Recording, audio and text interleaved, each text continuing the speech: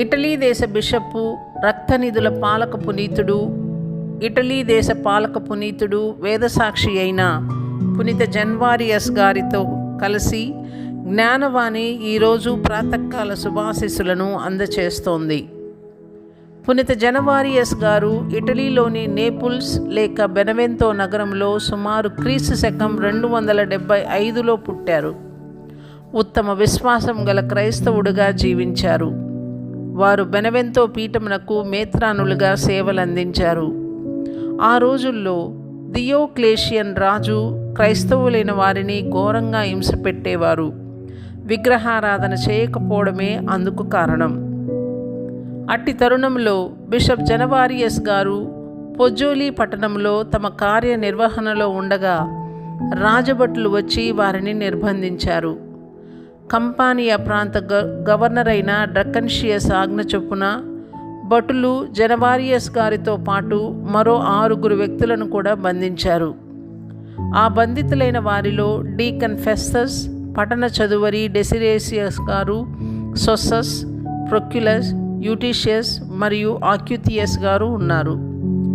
జనవారియస్ గారిని క్రూరంగా వధించిన పిమ్మట దియోక్లేషియస్ రాజు మిగతా 6 పొజ్జోలి గల సింహాల శాలలో ఆహారంగా పడవేయమని ఆజ్ఞాపించారు.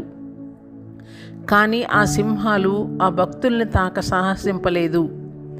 అవి గోవులుగా మారి సాధువులయ్యాయి. అప్పుడు భటులు ఖడ్గంతో వారి తలలు నరికి హతమార్చారు.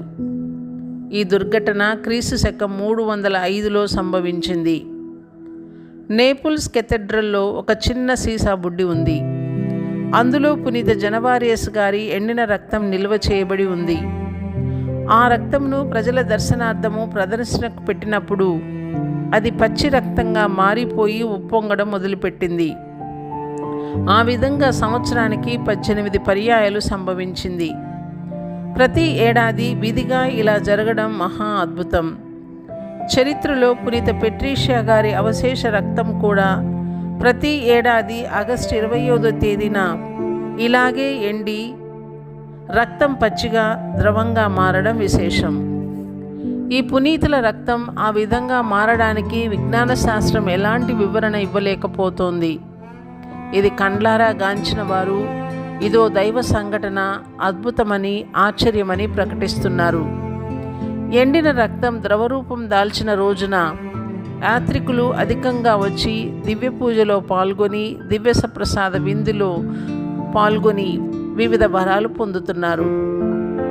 పునీత జన్వారియస్ గారు నేపుల్స్ నగరానికి బ్లడ్ బ్యాంకులకు పాలక పునీతులుగా ప్రకటింపబడ్డారు.